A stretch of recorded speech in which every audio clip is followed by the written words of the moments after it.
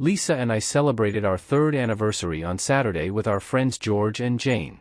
Their third anniversary was, not coincidentally, the weekend before. My name is Jim, and in college George and I were first-year roommates. George was in accounting and kept on raving about this woman in some of his accounting classes named Lisa. He managed to ensure that he was in project teams with her and that they were in the same study group.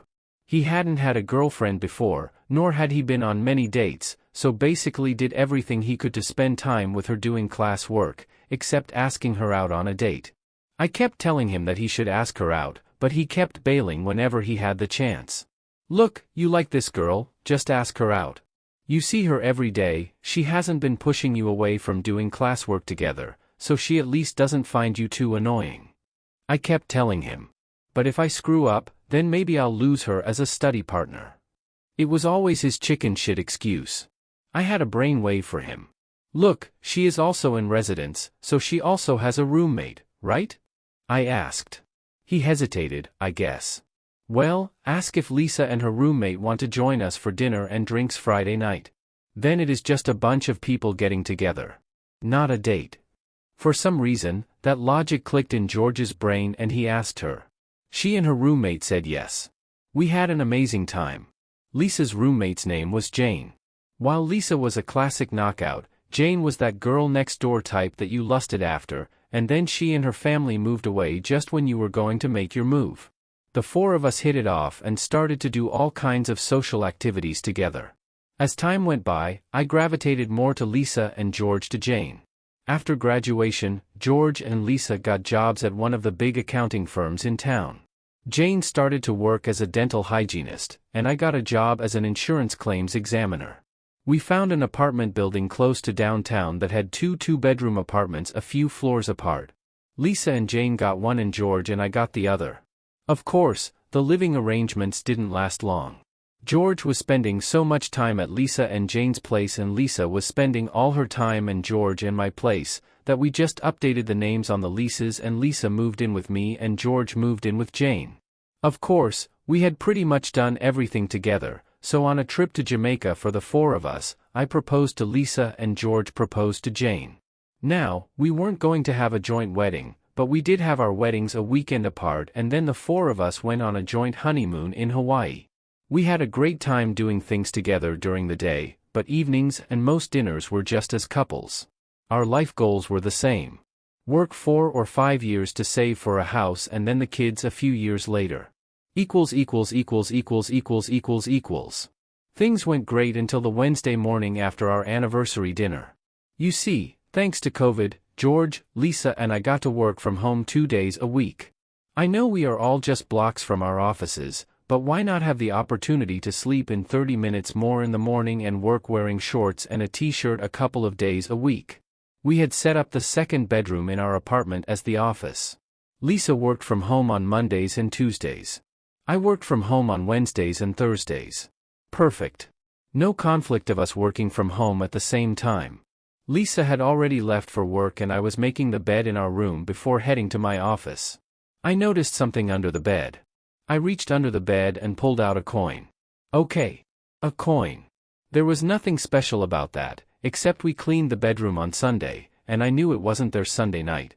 I looked at the coin and I recognized it. You see, when George was a boy, his grandfather always gave his grandchildren a silver dollar whenever they visited. George's grandfather passed away while George was in high school and I knew that George always carried that last silver dollar with him wherever he went. I saw it enough while we were in college that I knew the year and every mark that had been made to that coin. This was George's coin. I sat on the bed and just stared at it. How could George's coin end up under my bed? George and Lisa worked together. Lisa worked from home on Mondays and Tuesdays. George worked from home on Tuesdays and Thursdays. George must have been in Lisa and my bedroom on Tuesday. They lived 2 floors down. I got a bad feeling. Now, I know George and Lisa usually eat lunch together when they are at the office. They typically go out and buy lunch on Wednesdays. So, maybe he just came up for lunch yesterday and for some innocent reason was in our bedroom and the coin fell out of his pocket and under the bed. This may be nothing, but I needed to know for sure. I went to the office bedroom. I had a meeting first thing, so I tried to push these doubts aside. I hid the coin so Lisa wouldn't find it. I thought it better to keep a hold of it for sure, and then if this is nothing, then I'll just miraculously find it and give it to George. My first call was with my manager Samantha. Samantha was a hoot. She was about 10 years older than me. She was married to an auto mechanic with 3 young daughters. I doubt that Samantha is 5 feet tall, and her husband is 6'6". They make an interesting couple. The 3 daughters are all daddy's girls. I get on the call with her. She also works from home on Wednesdays and Thursdays. Our company has a policy that all calls must have the camera turned on. The call starts. Samantha takes one look at me and gets a concerned look on her face. "What's wrong?" she asked. "Pausa? Do I want to get into this?" Samantha has been a good sounding board since my mother passed last year. "I'm not sure," I said. "Well, I found this coin under my bed, and I know that it belongs to my friend George. It is a coin that his grandfather gave to him." She looked at me over the call. "And you are wondering what George was doing in your bedroom?" "Exactly," I solemnly said. "George lives in an apartment 2 floors down with his wife, and Lisa and George both work from home on Tuesdays. So, if those 2 are doing something that they shouldn't, then there is an opportunity to do it. And you don't want to ask her because that could cause issues because it makes your wife think you don't trust her." "Yes," I said, "the coin has put some doubt in my mind, but if it is nothing, then I don't want to stir anything up. Is there a way you can check to see if they are doing something inappropriate on Tuesdays?" I noticed that both of us had been staying away from the word cheating. She paused. "You know, my husband had an issue with a worker stealing car parts. Although he had security cameras, the parts were disappearing out of a corner of the shop not covered by the cameras. He bought a battery-powered camera that was easy to hide. Do you want me to see if he still has it?" For the first time, I smiled. A potential solution to the doubts in my mind. That would be great. It would give me peace of mind. If not, there is an electronics store around the corner from the office. I could pick one up when we are in the office on Friday. She smiled back. "I'll ask him, and then if it is available, bring it in on Friday." "Samantha, thanks. I'm sure that this will just show you that there is nothing to worry about." Now that I had a plan, we got onto the job. I tried to push the coin out of my mind that night and tried to be as normal as possible around Lisa. She didn't seem to notice that anything was different, so we went on with our evening as normal. I wasn't my usual self Thursday night. As much as I tried, the coin was eating at me. Lisa asked and I just said that there was a health claim at work that was getting to me. Lisa knew that sometimes some of the claims had tragic stories behind them and that sometimes it bothered me. She asked if I wanted to talk about it. I said no and smiled at her to reassure her. On Friday, Samantha brought in the camera. It was small, so easy to hide. She showed me how it worked. I had to visit my father on Saturday. This gave me an excuse to not be around Lisa for the day. He needed some help cleaning up that attic and moving some things around the house, so I would be gone all day. I also remembered that Jane sometimes worked Saturdays at the dental clinic, so if anything untoward was going on, Saturday would be another opportunity for them. While Lisa was going to the bathroom Friday night, I managed to set up the camera in our bedroom. Lisa had kept an artificial Hawaiian lei from our honeymoon hanging on the wall, and I was able to hide the camera behind it. Because I had to get up early on Saturday, I was able to avoid our usual Friday night of passion. My father lived in the next town. We were saving money, and since everything was pretty much within walking distance, we didn't have a car, so I was up bright and early to take the bus to my father's town. My father picked me up at the bus station and we had a busy day going through things. He knew that eventually, he would need to downsize, so wanted to go through things that had been put away for years. Better that we go through it thoughtfully versus tossing it out because you don't have time, he always said. We identified many things for donation and took a load to the dump. There was still more to do, but we were going to slowly chip away at it over the next few months. He was happy with the progress. On the bus ride home, I started to get anxious again. I was worried that I might find something on the SD card on that camera. I got home late. Lisa had been waiting for me and we ordered a pizza for dinner. I took a shower while we waited for the pizza delivery. I needed to get some of the dust off of me. I nervously scanned the bedroom but couldn't detect that anything inappropriate had occurred while I was gone. I feigned sore muscles that night and went to bed early. I was dreading Sunday night when we were going to George and Jane's for dinner. Sunday nights were our usual get-together for dinner night. We took turns hosting. I was relieved when Lisa said that she was going grocery shopping with Jane on Sunday morning. That gave me some time alone to check the camera. I stuck the SD card into my computer and copied over the video files. It took a video anytime there was movement. It captured us going to bed Friday night and then me getting up Saturday morning to go to my dad's. Jane usually starts working at 9 on Saturdays. Then the moment I was dreading happened. According to the timestamp, shortly before 9, Lisa got out of bed. There is no audio, so I don't know why she got up. Then George walked into the camera view with her. They kissed, then removed their clothes and got into bed. I'm not going to give you a blow-by-blow of what occurred, and this isn't one of those stories where she did things for him that she didn't do for me, but I was stunned that my best friend and my wife were doing it in my bed. I guessed that they had lunch there as the timestamps showed no action around lunchtime, and then they were back in my bedroom making love and lying together in the afternoon. Then I saw them go to the bathroom. The next time they were in view, they were wearing towels, so I guess they showered together. The video then showed them stripping the bed.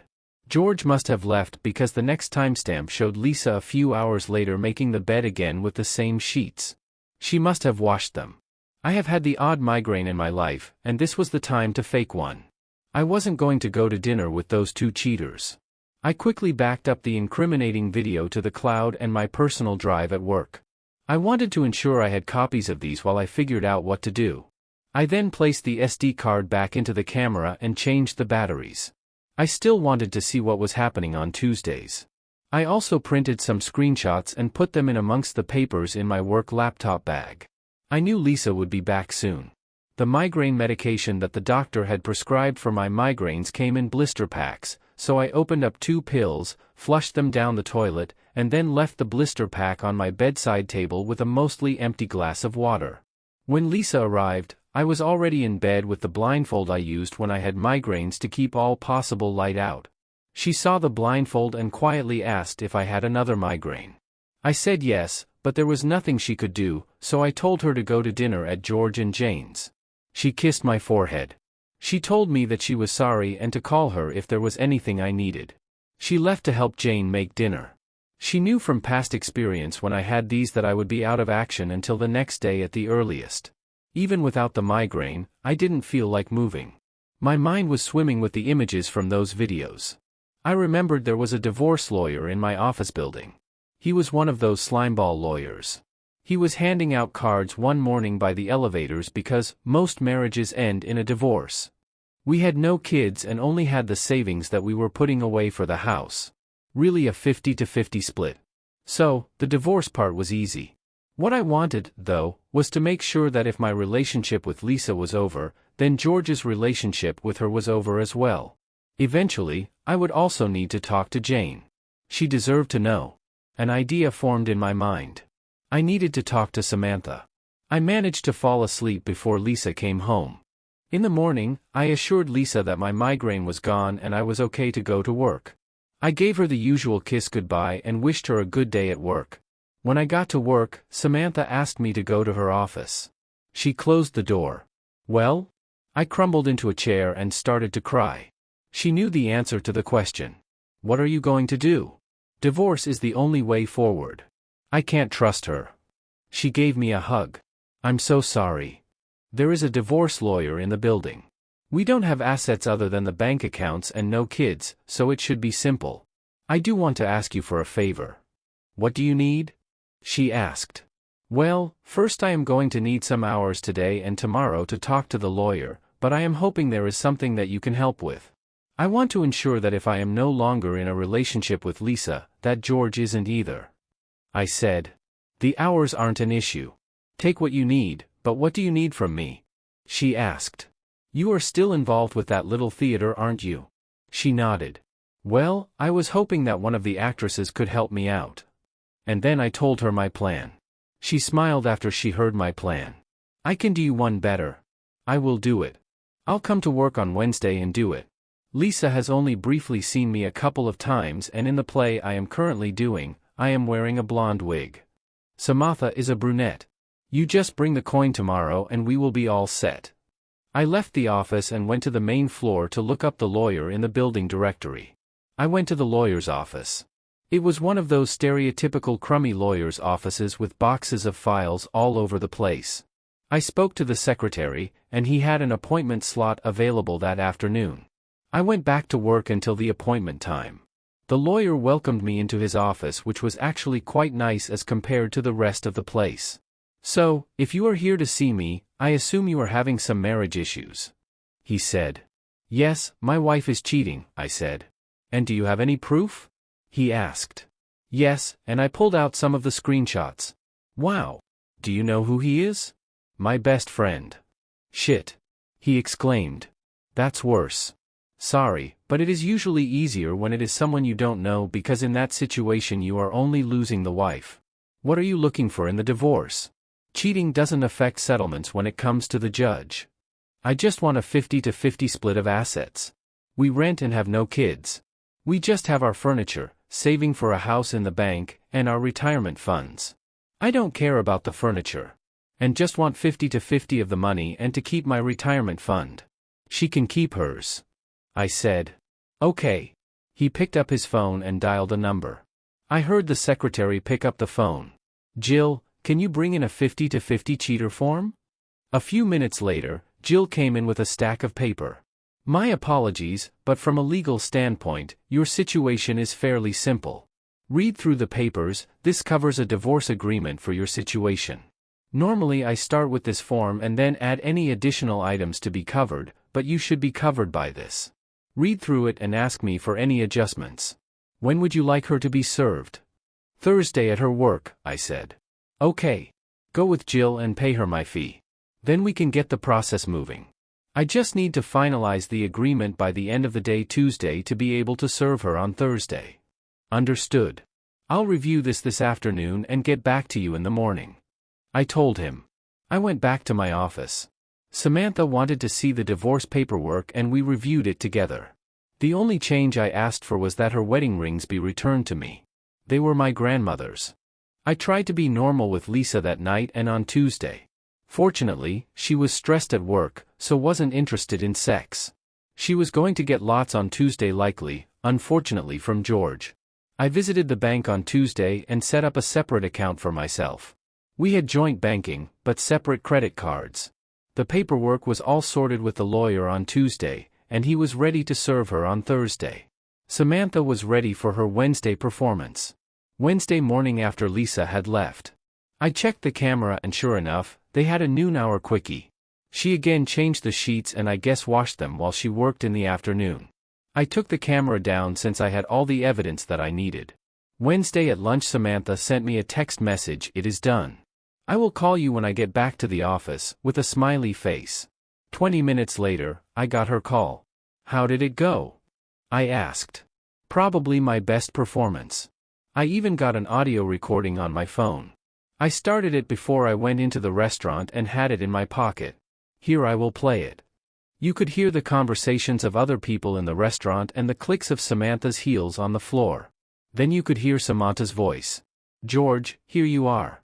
I have been looking all over for you." Now Samantha had told me that she had been in a play a few years ago, where her character was one of those chatterboxes who would talk and not let you get a word in. I could hear George start to say, "Who are you?" but he was cut off.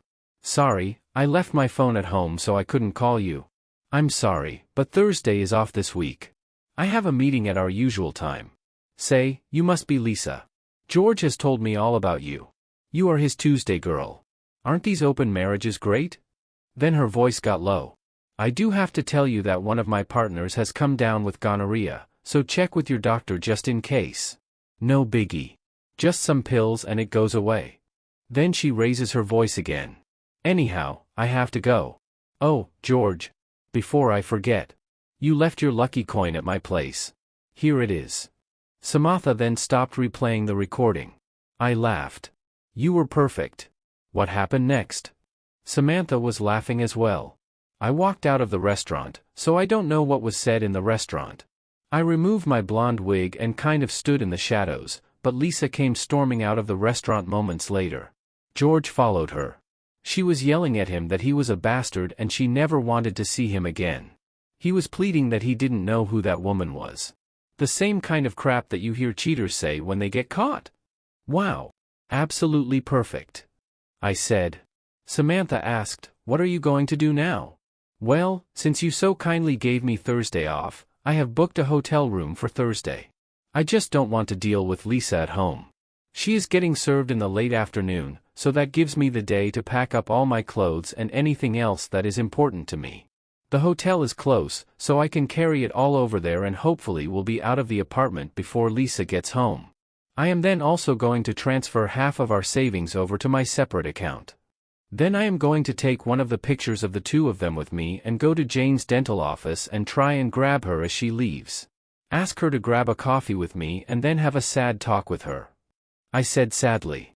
"I'm not looking forward to that part, but she needs to know." "What about tonight with Lisa?" Samantha inquired. "Well, I'm sure she will be a mess, but what is she going to tell me that she broke up with her cheating boyfriend? My guess is that she will say it has been a bad day and avoid me." That evening, I tried to be as normal as possible. I was making dinner when Lisa came home. I wasn't sure what to expect, but she was all over me with affection. I thought that she would be a mess based on what happened with George and Samantha, but I guess in the afternoon, she must have decided that she needed to make sure that our relationship was solid. I asked, "What happened to you today?" "Well, it has been over a week since we made love and I thought that we could make up for it tonight." Then she laid a passionate kiss on my lips. I thought about it for a minute. If she happened to pick up an STD from George, well, I would already have gotten it, and since Lisa was on the pill, she shouldn't get pregnant, so why not? I remember reading a story about a guy who had sex with his wife after finding out that she was cheating and that to him, it was just about using her like a cheap prostitute. That's what I did. We fucked. We fucked a lot.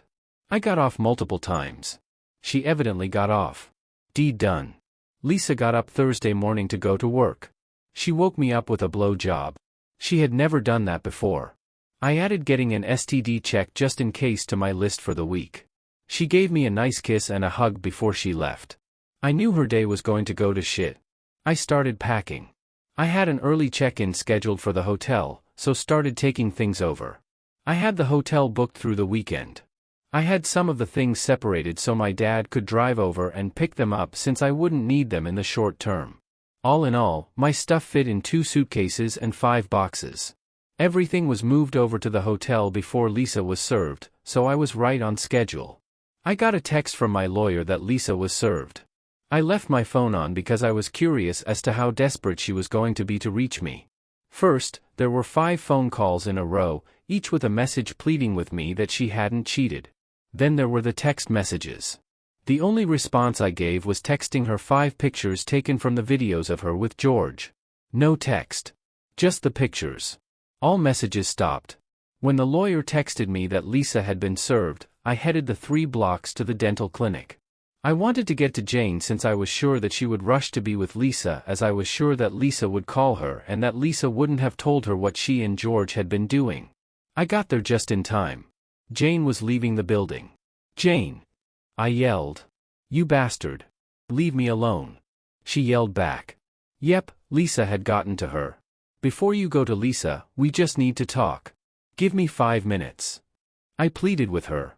She screamed at me, "What the fuck would you need to say to me that I would care anything about?" I stated. She was cheating. Bewildered, she said, "What?" I tried to keep my voice neutral. This was going to hurt her. "She cheated," I paused, "with George." I saw her start to crumble. "Are you sure?" I nodded yes. "Here, let's grab a coffee and I will tell you what I know." We sat down in the coffee shop, and I went over what I discovered and the video that I had. I skipped over the Samantha piece for the moment. I showed her the pictures I had with me. She didn't want to see the video.